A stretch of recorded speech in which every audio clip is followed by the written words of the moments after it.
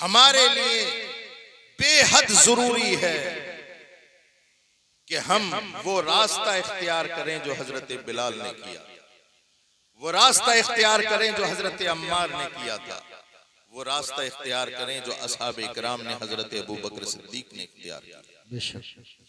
क्यों? इसलिए कि हमें पता नहीं, हर गली कूचे में लोग घूम रहे हैं तुम्हारे ईमान का सौदा करने के लिए। और 100 साल पहले हमारा इमाम बता गया, सूना जंगल, रात अंधेरी, छाई बदली काली है, सोने वालों जागते रहियो, चोरों की रखवाली है। जब चोर रखवाली करने लगे ना तो फिर किसी की खैर नहीं होती।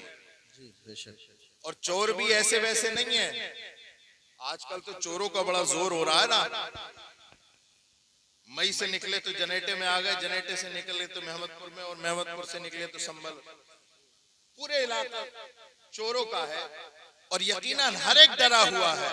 लेकिन क्या तुमने अपने दिल में हाथ रख के एक बार भी अपने आप से पूछा कि जितना डर हमें माल का है, क्या उसके बराबर भी ईमान का डर है हमारे दिल में? माल के चोरों के लिए रात रात भर हम बैठ करके गुजार रहे हैं, आंखें लग नहीं रही कि पता नहीं किधर से कुमल हो जाए, पता नहीं किधर से चोर आ जाए, किसकी छत पे से चोर आ जाए। अल्लाह अकबर कबीरा। वो माल जो फना हो जाएगा, वो माल हो सकता है वो तेरे लिए अजाब का फंदा बने, उसकी रखवाली करने के लिए तू रात भर जागता है। लेकिन अल्लाह अकबर कबीरा, वो ईमान जिसकी खातिर रसूल ने ताइफ में पत्थर खाए, वो ईमान के जिसकी खातिर अल्लाह अकबर कबीरा हजरत अबू बकर सिद्दीक ने मॉब लिंचिंग सहली है, वो ईमान जिसकी खातिर करबला के मैदान में नबी के नवासे ने 72 जानिसारों को देकर के तुम्हारे दरमियान ईमान छोड़ा है, उसके तहफ्फुज के लिए तुम्हारे पास कोई कामयाब सूरत नहीं है। मेरे इमाम ने कहा था, सूना जंगल, रात अंधेरी, छाई बदली काली है, सोने वालों जागते रहियो, चोरों की रखवाली है। अरे चोर इतने खतरनाक है कि आंख से काजल साफ चला, या वो चोर बला तूने तेरी गठरी ताकी है और तूने नहीं देखा। अल्लाह अल्लाह, बहुत अच्छा पैगाम है। जिंदाबाद। ईमान की हिफाजत सबसे बड़ी हिफाजत है, बेशक। माल से बड़ी, औलाद से बड़ी, तमाम दुनिया की तमाम चीजों से बड़ी हिफाजत ईमान की हिफाजत है। वरना तो आप देखो, हर गली चौराहों पर पीर मिल जाएंगे आपको,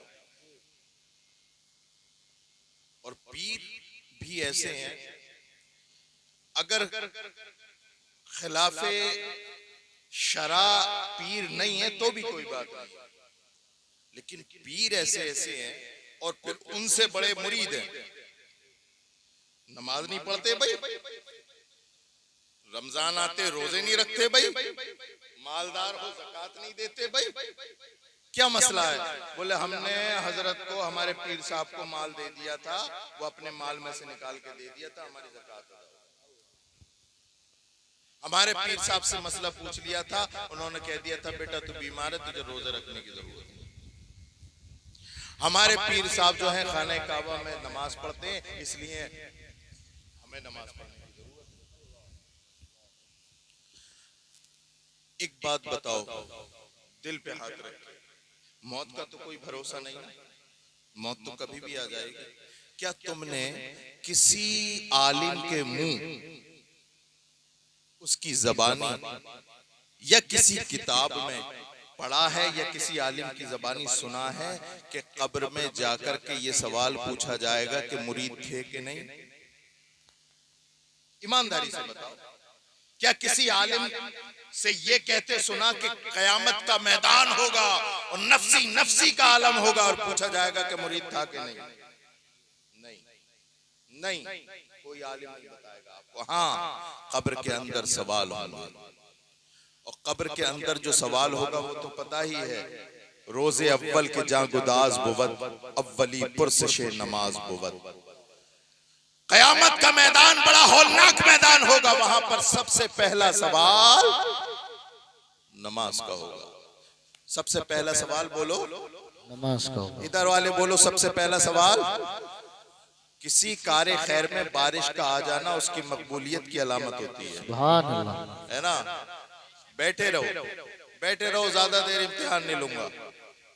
इस बारिश को भी, ये बारिश भी हमारे लिए मुफीद है ना? मैं बिहार पटना में था, तकरीर करते हुए आधा घंटा हो गया सैफुल्लाह साहब, और फिर बारिश आ गई, और बारिश ऐसी आई, ऐसी बारिश आई कि लोग तिर्रा बिखर होने लगे। तो मेरे जबान पर एक जुमला आया, शहादत बयान कर रहा था, शहादत बयान कर रहा था कि मैंने कहा भाई वो हुसैनी हो जिसका तुम जिक्र कर रहे हो, वो तीरों की बारिश में नहीं भागा और तुम बारिश की बूंदों से भाग रहे हो। ये एक जुमला बोलना था, वहीं के वहीं सब रुके। तो ये तमाम जितने सर यहाँ पर मौजूद हैं, ये जमानत देंगे इस बात की, ये जमानत है इस बात की कि ये भागने वाले नहीं, साथ चलने वाले जी, है ना? तो नमाज का सवाल होगा, सबसे पहले काय का सवाल होगा? बोलो नमाज का। सब बोलो नमाज का।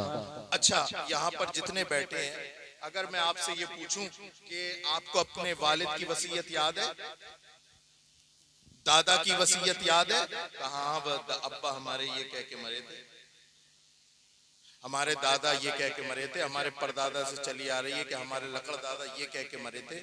मैं आपको ये नहीं बताना चाहता कि दादा या परदादा ने कोई वसीयत नहीं की या की कि नहीं की। मैं आपसे पूछना चाहता हूँ, क्या एक मर्तबा लेटने के बाद क्या गौर किया हमारे नबी हमसे क्या वसीयत करके गए? कभी मौका मिले तो गुंबदे खजरा की तरफ लौ लगाकर और हजरत काबुल अहबार बन करके मौलाए कायनात से पूछना कि मौलाए कायनात बताओ, जब मेरा नबी इस दुनिया से जा रहा था तो उसके आखिरी अल्फाज क्या थे? अल्लाह अल्लाह। जब मेरे और तुम्हारे नबी इस दुनिया से जा रहे थे, अल्लाह अकबर कबीरा, तो उनके आखिरी अल्फाज थे अस्सलात अस्सलात अस्सलात अस्सलात अस्सलात अस्सलात अस्सलात अस्सलात। रसूल पाक सल्लल्लाहु ताला अलैहि वसल्लम के आखिरी अल्फाज थे, ओ लोगों नमाज कायम करो, ओ लोगों नमाज कायम करो, ओ लोगों नमाज कायम करो। देखो सबसे पहली कामयाबी की सीढ़ी नमाज है। नमाज छोड़ते हो और पीरों को पकड़ते हो, कोई पीर तुम्हें बख्शवाने वाला है ना? चाय पीने वालों आप भी सुनो, और जो चाय नहीं पी रहे वो भी सुनो। मैं दोनों को सुनाऊंगा, लेकिन मैं चाय से नहीं चाह से सुनाऊंगा, और आप भी चाय से नहीं चाह से सुनिए।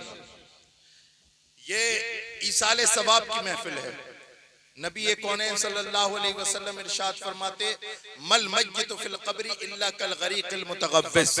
सरकार इरशाद फरमाते हो, लोगों जिसको तुम दफन करके आते हो, मनो मिट्टी उसके सीने पे डाल के आते हो, दफन करने के बाद जब तुम आ जाते हो तो सरकार इरशाद फरमाते, मल मय्यतु फिल क़ब्रि इल्ला कल गरीक़िल मुतग़व्विस।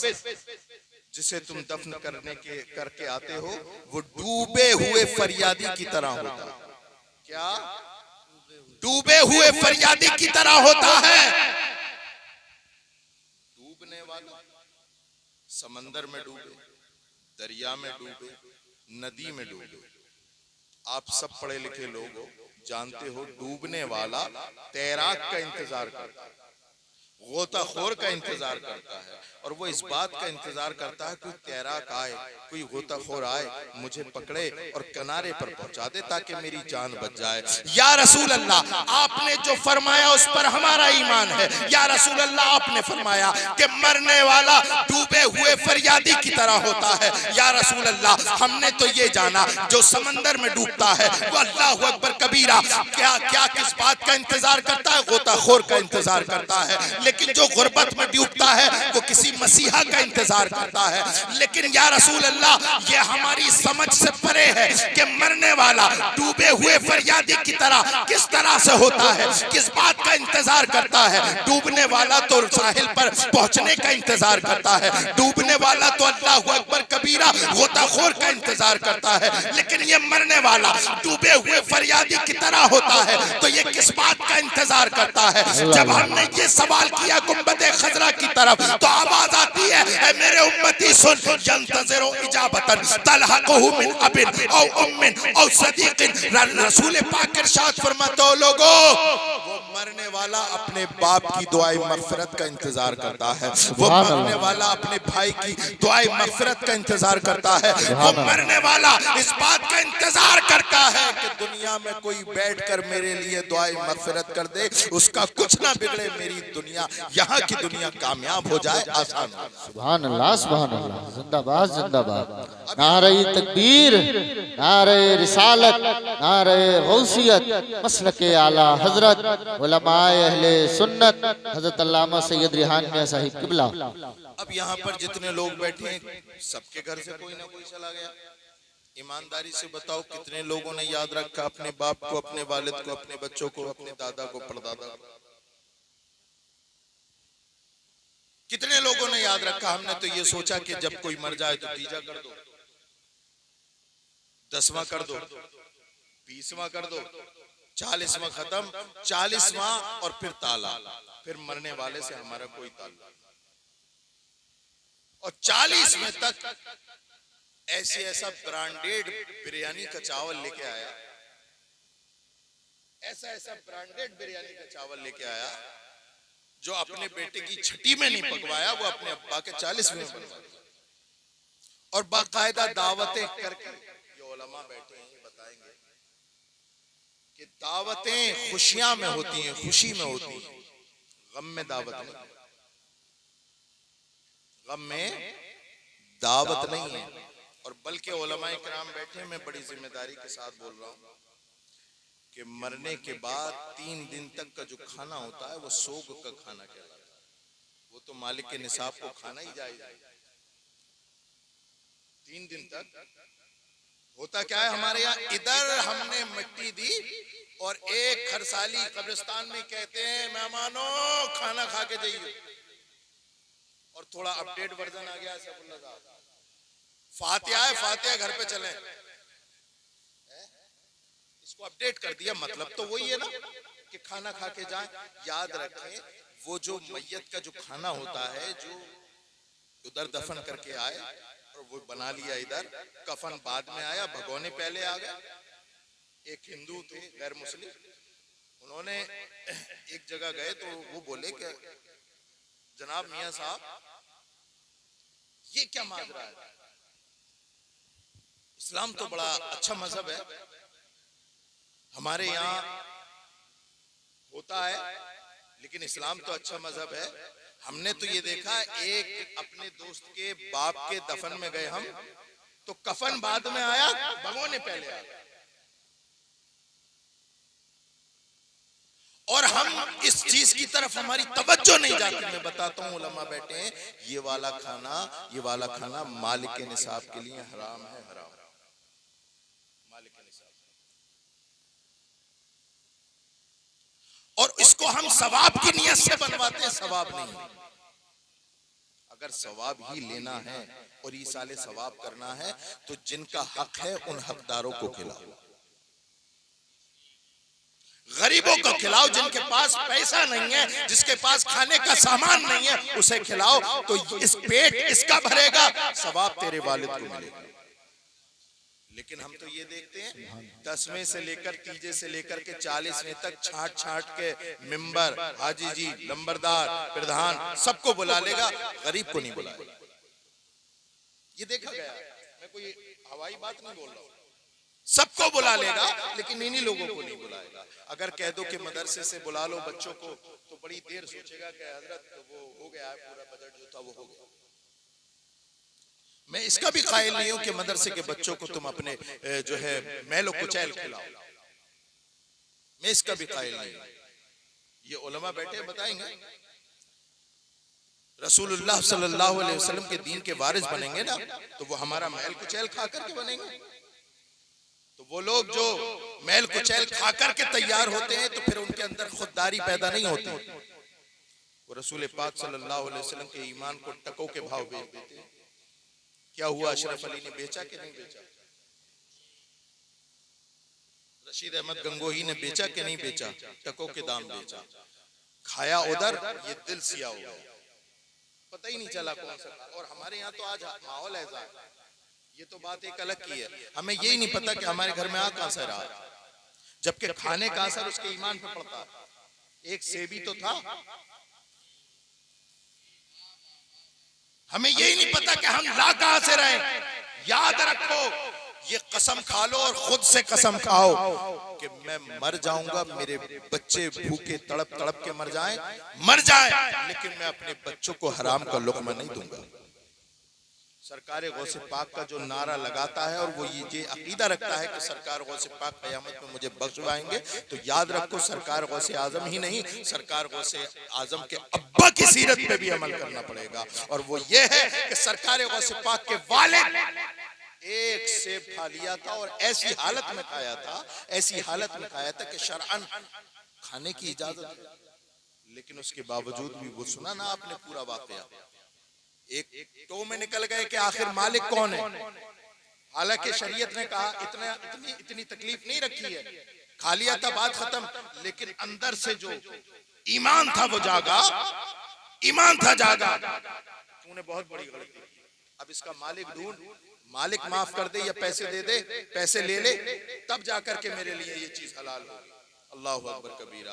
और फिर देखा आपने कि उस एक सेब के बदले उन्होंने एक रिवायत में 2 साल, एक रिवायत में 3 साल बाग की हिफाजत की, पहरेदारी की, और अल्लाह रब्बुल इज्जत ने इसका बदला उन्हें दिया क्या बाग भी दे दिया बदले में।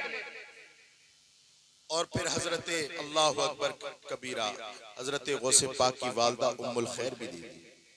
ये क्या वजह है? वजह ये है, कुरान पढ़ो, अल्लाह फरमाता है मन यत्तकिल्लाह यजअल लहू मखरजा व यरज़ुक़हू मिन हैसु ला यहतसिब। और लोगों जो अल्लाह से डरता है, अल्लाह उसके रिस्क के रास्तों को कुशादा कर देता है और वहां से उसे रिस्क देता है जहां से उसे गुमान भी। एक बार अपने आप से वादा करके तो देखो, अपने आप से वादा करो कि कुछ हो जाए, लेकिन मैं अपने बच्चों को हराम का लुक़्मा नहीं दूंगा। एक बार वादा करके, और अल्लाह रब्बुल इज्जत की बारगाह में जब ये वादा करोगे तो अल्लाह रब्बुल इज्जत तुम्हें खाली हाथ नहीं लौटने देगा। हमारा माहौल, हमारा मुआशरा, हमारे बच्चे ये देखें, आज कहते हैं कि साहब हमारा बेटा सुनने को तैयार नहीं, हमारा बेटा नमाजों के करीब जाने को तैयार नहीं, हमारा बेटा कोई दीन की बात सुनने को तैयार नहीं। तो मेरे प्यारे किसी मौलवी और मियाँ के पास मत जा, अपने आप से पूछ, क्या मैं इन्हें जो खिला रहा हूँ वो जायज खिला रहा हूँ कि नाजायज? ऐसा हो ही नहीं सकता कि तुमने अल्लाह से डर के कमाया हो, हलाल कमाया हो, अल्लाह अकबर कबीरा, और उसका असर तुम्हारे बच्चों में पैदा ना हो।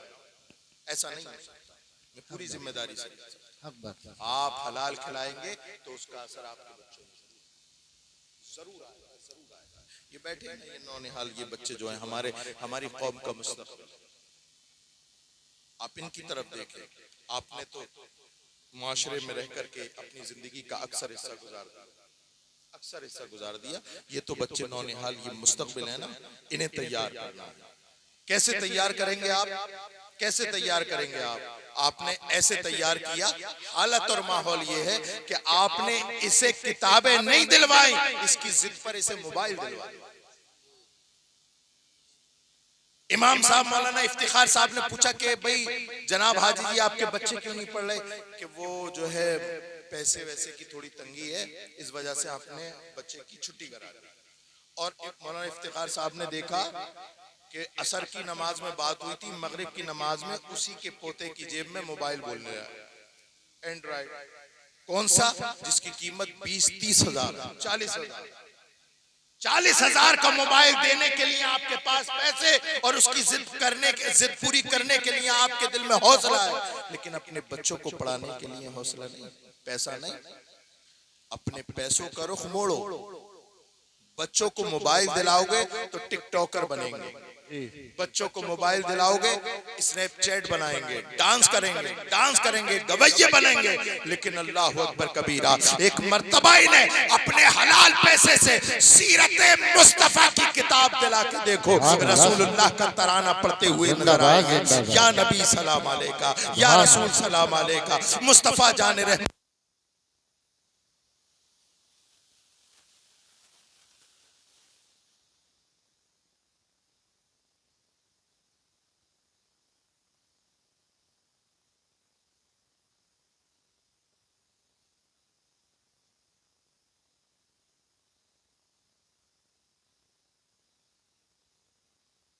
क्या जो है अल्लाह अकबर कबीरा लेवल बड़ा हुआ हो, ज़िनाकारी का लेवल बड़ा हुआ हो, गद्दारी का लेवल बड़ा हुआ हो, मुखबरी का लेवल बड़ा हुआ हो, दलाली का लेवल बड़ा हुआ हो। हजरत सलाहुद्दीन अय्यूबी उसी माँ के कोख से जन्म लेते हैं जो हजरत फातिमा ज़हरा की कनीज बनने के लिए तैयार हो। सुभान अल्लाह, सुभान अल्लाह।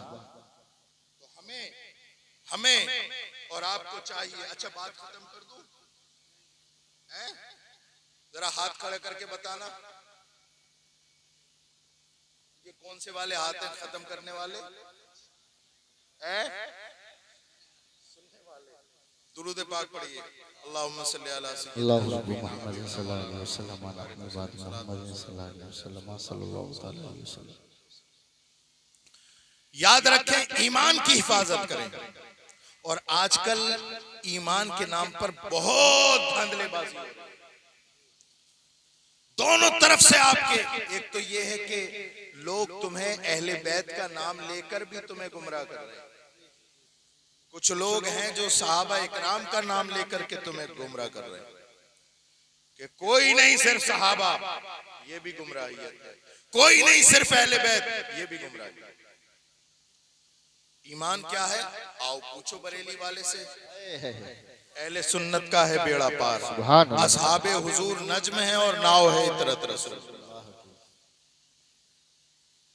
हमारे जमात में अल्लाह रब्बुल इज्जत हिदायत फरमाए, न जाने कहां कहां से हर साल कोई ना कोई कीड़ा आ जाता है। और ऐसा कीड़ा आता है और अच्छा पढ़े लिखो की सूरत में आता है। अफसोस तो यह है, पढ़े लिखो की सूरत में आता है। कभी भी याद रखिए, पूरी तारीख 1400 साल तारीख है, बल्कि जब से दुनिया बनी है हजरत आदम से लेकर के कयामत तक, जब फितना आया है, पता नहीं उसे मौलानाओं से क्या दुश्मनी है, दाढ़ी से क्या दुश्मनी है, जुब्बे और साफों से क्या दुश्मनी है। जब फितना आया है इसी हुलिये में आया। तो हमारी सीधी सादी अवाम, अरे कोई जाहिल, किसी जाहिल ने फितना पैदा नहीं किया। रशीद अहमद गंगोही कोई जाहिल था? आलिम था। अशरफ अली थानवी, खलील अहमद अम्बेटी, हसन अल्लाह यारी, ये पढ़े लिखे लोग हैं। और इन पढ़े लिखे लोगों ने हमारी अवाम को ऐसा अपने जादू में ले लिया कि पता नहीं हमारी तरफ से ऐसी कौन सी कमी रह गई कि उलमाए अहले सुन्नत को लोग सुनने को लिए तैयार नहीं और इनकी तरफ भाग के जा रहे हैं। तो मैंने मौलाना इफ्तिखार साहब इस पर थोड़ा सा तज्जिया किया कि आखिर कमी कहां हो रही है, अहले सुन्नत से लोग भाग रहे हैं और राफजियत की तरफ, खारजियत की तरफ, वहाबियत की तरफ, अहले हदीस की तरफ और न जाने कौन कौन से नए फिरकों की तरफ जा रहे हैं। तो मुझे थोड़ा सा इशारा मिला, वो ये है कि हमने जो जलसे किए वो जलसे कामयाब ना हो सके। हमें जो जलसे से पैगाम पहुंचाना था वो हम अपनी आवाम को पैगाम ना पहुंचा सके। हमने यहां पर बैठकर के चुटकुले सुना दिए, हमने यहां पर बैठकर के तेरी मेरी बातें कर ली, हमने यहां पर बैठकर के अपनी लड़ाइयों की बातें कर ली। और काल अल्लाह और काला रसूलुल्लाह, अल्लाह ने क्या फरमाया, रसूल ने क्या फरमाया, हमने अपनी आवाम तक नहीं पहुंचा। मुझे किसी से जाती दुश्मनी है, उसका जिक्र भी मैंने यहीं से किया तुम्हारे खर्चे पर। मैंने चुटकुले सुनाए यहां पर बैठ करके तुमने लाखों रुपए खर्च किए, हजारों रुपए खर्च किए, मैंने तुम्हारे पैसे का सत्यानाश मार दिया, अपनी अवाम को कुछ न दे सका। लेकिन ये होश के कान ले वो लोग भी जो यहाँ पर बैठ करके अपनी अवाम को सुधारने की बातें नहीं करते। होश के कान ले, कयामत के दिन ऐसा नहीं कि सिर्फ गैर आलिम से सवाल होगा, कयामत के दिन सबसे सवाल होगा। और अल्लाह के मामूर फरिश्ते पूछेंगे, ना इधर उधर की तू बात कर, ये बता कि काफिला क्यों लुटा, हमें रहजनों से गिला नहीं, तेरी रहबरी का सवाल। यहां पर बैठने वाले की जिम्मेदारी है। आपने हमें बुलाया, उलमा को बुलाया, किस लिए बुलाया? चुटकुले सुनने के लिए। चुटकुले सुनने के लिए तो आपको बहुत सारे स्टेशन, प्लेटफॉर्म, यही वजह है कि इन चुटकुले बाजों के चक्कर में बहुत बहुत बड़े संजीदा मिजाज के खतीब बेमसरफ स्टेज पे बैठे रहते हैं, और यह हमारी अवाम उसी खतीब को सुनना चाहती है जो चुटकुले सुना। इन्होंने, किसी खतीब ने नमाज की बातें कर दी, उठ के चले जाए। किसी खतीब ने बात कर ली कि आप जो है अपने अंदर इस्लाही पहलू पैदा कीजिए, इश्क़ रसूल पैदा कीजिए, नमाजों की पाबंदी कीजिए, रमजान आए तो रोजे रखिए, मालदार है तो ज़कात अदा कीजिए, इस्तिताअत है तो हज करिए। अगर ये बातें करने लगे तो उठ के भागने लगते हैं एक एक करके। ये बताओ, अगर ये बातें नहीं की जाएंगी तो फिर क्या बातें की जाएंगी? ये उठना उस वक्त सही होता जब आप 5 वक्त नमाजी होते। बोले ये कौन सी नई बात बता रहे हो, ये तो हम पढ़ते ही हैं, हम जा रहे हैं, कुछ और बताओ। पहले गिरेबान में तो जाके हम क्या हैं। लेकिन हाँ, हमें इतना पता है, हमें इतना पता है, पता नहीं कोई बेवकूफ इंसान हमें ये समझा गया कि अगर तुम मुरीद हो तो फिर बख्शे बख्शाए, और यहाँ पर बैठ करके बात करते हैं कि हाथ खड़े करके सुभान अल्लाह कह दो तो जन्नत में जाओगे, और अपनी माँ के नाम पे हाथ उठा दो तो जन्नत में जाओगे। तो फिर ठीक है, फजर की नमाज कोई नहीं पढ़ने वाला। अगर हाथ उठा के ही जन्नत मिलेगी तो बेवकूफ है। मिंबर पर बैठे हुए ये पीर साहब, इनके चेहरे की जियारत करो जन्नत में जाओगे, तो इस पीर के चेहरे की जियारत करके जब जन्नत में जाएंगे तो फजर के लिए क्यों उठेगा? बेवकूफ है। किसी पीर के पास जन्नत की चाबी नहीं है, नहीं है, नहीं। और जो ये अफीम बेच रहे हैं, चरस बेच रहे हैं जन्नत के नाम का, खैर उनकी भी नहीं है। कौन सी जन्नत की बातें करते हो? कौन सी जन्नत? हजरत उमर फारूक आजम का नाम सुना है? हजरत अबू बकर का नाम सुना है? हजरत उस्मान गनी का नाम सुना है? मौलाए कायनात का नाम सुना है? इमाम हुसैन का नाम सुना है? क्या इन्होंने कभी ये अलकस किया कि मैं नबी का पहला खलीफा हूं, मुझे इबादत करने की जरूरत नहीं, जन्नत? क्या इनमें से किसी एक ने भी ख्याल किया कि मैं नबी का दूसरा खलीफा, तीसरा और चौथा खलीफा, और मैं नबी का नवासा, जन्नत पक्की? किसी एक की जबान से भी नहीं सुनो। लेकिन ये 14 सदी के बाद किसी एक बेवकूफ पीर के चक्कर में आकर के पता नहीं कौन से नशे और भांग और चरस के नशे में पड़ गया कि बस अब तो मेरा पीर ही सब कुछ है। जब हालांकि सही बात तो ये है, जन्नत तो इसके पीर की भी पक्की नहीं है, जन्नत के लाले तो उसके भी पड़ने हैं। जो लोगों को जन्नत से, जो लोगों को इबादत से गाफिल करे और जन्नत की खुशखबरियां बांटता फिरे और जहन्नम के अजाब से ना लोगों को जो है मुतनब्बे करे, तो याद रखिए हदीस पाक सरकार इरशाद फरमाते हैं, जहां सिर्फ जन्नत की बशारतें दी जाए वहां शैतान की जरूरत नहीं है, यही लोग काफी है। जरा पढ़ो हजरत उमर फारूक आजम की तारीख। ईद का दिन है, कौन खुशियां नहीं मनाता? हर इंसान चाहे रोजा रखे या न रखे, ईद की खुशी जरूर मनाता है। लेकिन अल्लाह अकबर कबीरा, आदि दुनिया पे हुकूमत करने वाला उमर बिन खत्ताब, रसूल पाक सल्लल्लाहु अलैहि वसल्लम का चहीता, अल्लाह अकबर कबीरा, खलीफतुल मुस्लिमीन है। और इसके घर में से ईद वाले दिन बच्चे की सिसक के रोने की आवाज आ रही है। आवाज आ रही है घर के बाहर से कि कोई बच्चा सिसक के रो रहा है। लोग घबरा गए, अमीरुल मोमिनीन के घर में कौन सा ऐसा बच्चा आ गया जो सिसक के रो रहा है? जब अंदर जाके देखा तो कोई और नहीं, सजदे में हजरत उमर फारूक आजम सजदे में सर रख के रो रहे। मौला तू मुझसे राजी हो जा, मौला तू मुझसे राजी हो जा, मौला तू मुझसे राजी हो जा। लोगों ने कहा अमीरुल मोमिनीन आज तो ईद का दिन है, आज तो खुशी का दिन है, आज रो रहे हैं। हजरत उमर फारूक आजम ने सर उठाया और कहा खुशियां वो मनाए जिसे ये पता हो कि उसका रब राजी है। उमर फारूक आजम को तो ये भी नहीं पता कि उसका रब उससे राजी है कि नहीं। खुशियां वो मनाए कि जिसकी रोजे अल्लाह ने कबूल कर लिए। उमर को तो ये भी नहीं पता कि उमर के रोजे अल्लाह ने कबूल किए कि नहीं। कौन उमर? ये वो उमर फारूक आजम है जिसके बारे में सरकार ने इरशाद फरमाया अगर किसी को चलता फिरता जन्नती देखना हो तो मेरे उमर को देख। सुभान अल्लाह। ये उमर है जो रो रहे हैं, आंसुओं से रो रहे हैं। वक्त विसाल करीब आया, अपने बेटे अब्दुल्ला को बुलाया। बेटा अब्दुल्ला, एक सहाबी रसूल है, मेरे इस दुनिया से जाने का वक्त है, उन्हें बुला कर के लाओ। नाम बताया।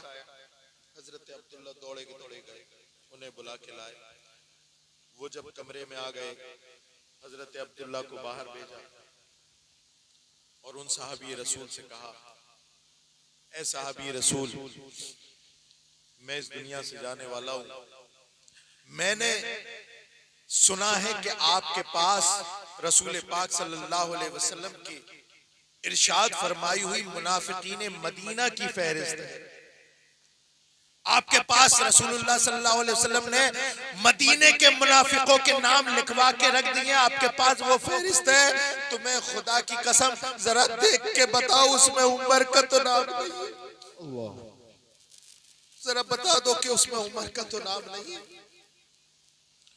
हजरत उमर फारूक आजम ने जैसे ये जुमला बोला ना, आग से आंसू जारी हो गए। कहने लगा अमीरुल मोमिनीन खुदा की कसम और फहरिस्त में आपका नाम। मैं पूछता हूँ लोगों, किसी के कहने पर जन्नत की जमानत मानने वालों, क्या रसूल से बड़ी भी जमानत उमर को कोई दे सकता है? अल्लाह। लेकिन उसके बावजूद अल्लाह अकबर, हालत यह है कि उनसे पूछ रहे हैं कि मुनाफिकीन मदीना में उमर का नाम तो नहीं। जब ये कमरे से निकल के चले गए ना, तो हजरत अब्दुल्ला को दोबारा बुलाया और कहा बेटा मैं इस दुनिया से जाने वाला हूँ, सारी उम्र तूने मेरी बात मानी है, आखिरी बात है मेरी बात मान। कहा कि अब्बा जान आप हुक्म फरमाइए। कहा कि मैं चरपाई पे लेटा हूँ, मुझे उठा करके जमीन पे लेटा दो। ये कौन उमर है? आदि दुनिया पर हुकूमत करने वाला बादशाह खलीफतुल मुस्लिमीन। जमीन पे लिटाल दिया गया। जैसे ही हजरत अब्दुल्ला ने जमीन पे लिटाला, पलट करके अपना चेहरा जमीन की तरफ किया और नाक रगड़ने लगे और कहने लगे अल्लाह उमर के जाने का वक्त है, मरने से पहले अल्लाह तू उमर से राजी हो जा, अल्लाह तू उमर से राजी हो जा, अल्लाह तू उमर से राजी हो जा, अल्लाह तू उमर से राजी हो जा। मैं के कजूर मुसलमानों, मैं आपके ज़मीर को झंझोड़ रहा हूँ। अरे देखो ये वो उमर है जिसके बारे में सरकार ने दुनिया ही में जन्नत की बशारत दे दी है। लेकिन अल्लाह अकबर कबीरा, हमारे बारे में तो किसी ने नहीं कहा कि तुम जन्नत में जाओगे, फलाना जन्नत में जाएगा, फलाना जन्नत में जाएगा। हजरत उमर फारूक आजम अगर ना रोते, नाक ना रगड़ते, हमारा अकीदा है कि हजरत उमर फारूक आजम रसूलुल्लाह के जैसे दुनिया में पहलू में है, आखिरत में भी पहलू में रहेंगे। लेकिन उसके बावजूद हजरत उमर फारूक आजम की खशियत इलाही का आलम ये कि जाते जाते न जाने कौन से आलम में तड़प रहे हैं और फरियाद कर रहे हैं, अल्लाह राजी हो जा, अल्लाह तू मुझसे राजी हो जा। एक मैं हूँ और तुम हो, हर वक्त अल्लाह अकबर कबीरा गफलत में पड़े हुए हैं। नमाजें हमारे पास नहीं, रोजे हमारे पास नहीं, ज़कात हमारे पास नहीं, हज हमारे पास नहीं, अल्लाह अकबर कबीरा कोई नेक अमल हमारे पास नहीं। उसके बावजूद भी हम गफलत की चादर इस तनातनी से ओढ़े हुए हैं कि अल्लाह अकबर कबीरा, कसम खुदा की अगर इसी हालत में मौत आ गई तो याद रखो मरना तो सबको है, लेकिन बात तो अहम ये है सुम्मा तुरद्दूना इला आलिमिल गैब व शहादा, कि तुम्हें पलट करके उस रब के पास जाना है जो तुम्हारे ढके छुपे जाहिर बातिन सबको जानता है। इसलिए मरने से पहले मेरे प्यारों बहुत जरूरी है कि तौबा करके मरो, अपने खुदा को राजी करके मरो, और कोई ना कोई नेकी ऐसी करके मरो, कोई ना कोई नेकी ऐसी करके मरो कि अल्लाह अकबर कबीरा कि इधर इधर इधर तुम जाओ तो तुम्हारे घर वाले रो रहे हो, और तुम जब अपने रब की मुलाकात के लिए जा रहे हो तो मुस्कुराते हो। हमारे पास तो नमाजें भी नहीं है, और अगर नमाजें हैं भी तो वो रियाकारी की हैं। बहुत सारे नमाजी तो सलाम फेरने के बाद ऐसे ऐसे दोनों तरफ देखते, देख लो हम नमाज पढ़ने आ गए। और अगर कोई बिल इत्तेफाक नहीं आ पाया तो मस्जिद से निकल के उसे शर्मसार करते हैं, भाई नमाज पढ़ने नहीं आए तो तू क्या फहरिस्त लेके बैठा है मस्जिद में कि फलाना आ गया उसके आगे टिक लगा दिया, और फलाना नहीं आया उसके आगे। नमाज पढ़ रहा है, नमाज इसका ताल्लुक तुझसे है, वो नमाज नहीं पढ़ रहा उसका ताल्लुक उससे है। नमाज तो उसके ऊपर भी फर्ज है, लेकिन तू अपने आप को तो देख, कोई ऐसा काम तो कर जिससे तेरा रब राजी हो जाए, कोई नेकी ऐसी तो कर जिससे तेरा रब राजी हो जाए। याद रखो, नेकी सिर्फ अल्लाह को राजी करने के लिए किया करो, नेकी सिर्फ अल्लाह को राजी करने के लिए किया करो। और मैं पूरे वसूख एतमाद के साथ कहता हूं कि कोई एक नेकी आज से लिख लेना, कोई एक नेकी अल्लाह की रजा के लिए कर लो, और फिर सारी जिंदगी में तुम्हें अगर कोई परेशानी आए तो अल्लाह की बारगाह में दस्ते दुआ दराज करना, मौला मैंने अगर कोई नेकी तेरी रजा के लिए की हो तो उस नेकी की बरकत से मौला मुझे इस परेशानी से निकाल दे। मैं एतमाद के साथ कहता हूँ अल्लाह रब्बुल इज्जत आपको उस परेशानी से निकाल दे। बेशक बेशक। कैसे निकालेगा? बनी इसराइल में 3 लोग थे, चलते चलते अपनी आखिरी बात, 3 लोग थे बनी इसराइल। सरकार इरशाद फरमा, बकरियां चराने के लिए निकले, जंगल में पहुंचे, अचानक बहुत तेज बारिश आ गई, और जब बारिश आई तो वो बारिश से बचने के लिए एक पहाड़ की कोह में चले गए तीनों जन। और जैसे ही ये गार में पहुंचे, कुदरत इलाही अल्लाह की शान, एक भारी पत्थर लुढ़कता हुआ आया और गार के मुंह पे लग गया। अब उस गार से निकलने का कोई रास्ता ही नहीं, और गार के मुंह पे लगने वाला पत्थर इतना भारी था कि इंसान की बस की बात नहीं। उन 3 क्या 30 लोग भी होते तो उस पत्थर को नहीं हटा पाते। अब तीनों लोगों ने मशवरा किया कि देखो, अब यहां से अगर जिंदा बचना है तो अल्लाह को याद करना पड़ेगा, सुभान अल्लाह। यहां से निकलना है। मेरी बात गौर से सुनो, जिसने जो नेकी अल्लाह की रजा के लिए की हो वो अपनी नेकी को याद करे और अल्लाह से मदद मांगे, ये पहाड़ का पत्थर हट जाएगा। तो एक साहब खड़े हुए उनमें से, अल्लाह की बारगाह में सजदा किया और दस्ते दुआ दराज किया, मौला तू जानता है मेरा बहुत बड़ा कारोबार है, बकरियों का कारोबार है, और बहुत वक्त पहले एक मजदूर मेरे पास आया था, और सुबह से लेकर के शाम तक जब उसने मजदूरी की तो शाम को जब मैंने उसकी मजदूरी का बदला दिया तो उसे लगा कि मैं कम दे रहा हूं, वो मेरे पास छोड़ करके चला गया। वो तो चला गया, लेकिन जो उसकी मजदूरी के पैसे थे, ए मौला तू जानता है, वो मैंने अपने कारोबार में मिला करके बढ़ा लिए, और वो खूब बढ़ा दिए, हर साल बढ़ते गए बढ़ते गए बढ़ते गए। ए मौला तू जानता है, फिर कुछ वक्त के बाद वो आया और कहने लगा, ए मेरे मालिक, अल्लाह के अजाब से डर, हुकूकुल इबाद से डर, फला इतने साल पहले मैं अपनी मजदूरी लिए बगैर चला गया था, ला आज मुझे मेरी मजदूरी के पैसे दे दे। मौला तू जानता है, मैंने उसका इशारा बकरियों के रेवड़ की तरफ कर दिया था। मौला तू जानता है, उसने मुझसे कहा था कि मालिक मेरे साथ मजाक न कर, मेरे तो थोड़े पैसे हैं, ये बकरियों का रेवड़ तो बहुत कीमती है, लाखों का है। तो मौला मैंने उससे जवाब में कहा था, तू जानता है कि मैंने तेरे पैसे बढ़ाए और बढ़ाता चला गया, यहाँ तक कि जितनी ये बकरियां दिख रही हैं वो सब तेरे ही पैसे की हैं। ऐ अल्लाह, अगर वो मैंने तेरे अजाब से बचने के लिए और तेरी रजा के लिए वो नेक अमल किया था और उसके पैसे को बढ़ा करके मैंने वापस उसे ही दे दिए, अगर ये काम तेरी रजा के लिए किया है मौला तू इस पत्थर को हटा दे।